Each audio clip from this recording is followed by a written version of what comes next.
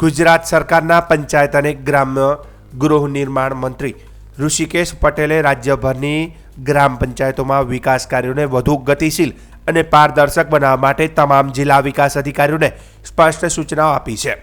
ગાંધીનગર ખાતે યોજાયેલી જિલ્લા વિકાસ અધિકારીઓની ઉચ્ચ સ્તરીય પરિષદમાં મંત્રીએ ગ્રામ્ય સ્તરે અમલમાં રહેલી વિવિધ જન કલ્યાણકારી યોજનાઓનો સર્વગ્રાહી સમીક્ષા કરી અધિકારીઓને સમયસર તથા અસરકારક અમલીકરણ માટે જરૂરી માર્ગદર્શન આપ્યું હતું।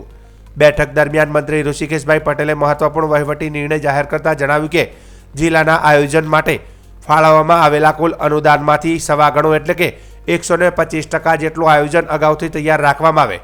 આ રણનીતિનો મુખ્ય હેતુ એ છે કે જો કોઈ ટેકનિકલ કે વહીવટી કારણસર કોઈ વિકાસ કાર્ય રદ થાય તો તેની જગ્યાએ અગાઉથી મંજૂર રાખેલ અન્ય કાર્ય તાત્કાલિક શરૂ કરી શકાય અને બજેટનો સંપૂર્ણ અને અસરકારક ઉપયોગ શક્ય બને। રાજ્યની વધતી ઉર્જા જરૂરિયાતોને ધ્યાનમાં રાખીને મંત્રીએ તમામ જિલ્લાઓમાં સરકારી મકાનો પર સ્માર્ટ મીટર લગાવવાની અને સોલાર રૂફટોપ સિસ્ટમ સ્થાપિત કરવાની કામગીરીને પ્રાથમિકતા આપતા જણાવ્યું હતું કે આ પગલાંથી સરકારી કચેરીઓના વીજ બિલમાં નોંધપાત્ર ઘટાડો થશે। તેમણે પુનઃપ્રાપ્ય ઉર્જાના ઉપયોગને પ્રોત્સાહન મળે તેવું જણાવ્યું હતું।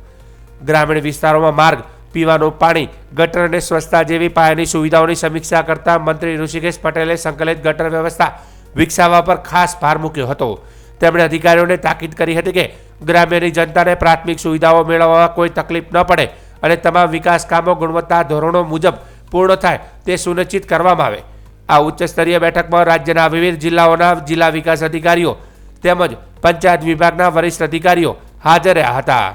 મંત્રીએ તમામ અધિકારીઓને પારદર્શક વહીવટ અને જવાબદારીપૂર્વકના અભિગમ દ્વારા છેવાડાના ગામડા સુધી વિકાસના ફળ પહોંચાડવા માટે સંકલ્પબદ્ધ બનવાનું આહવાન કર્યું હતું।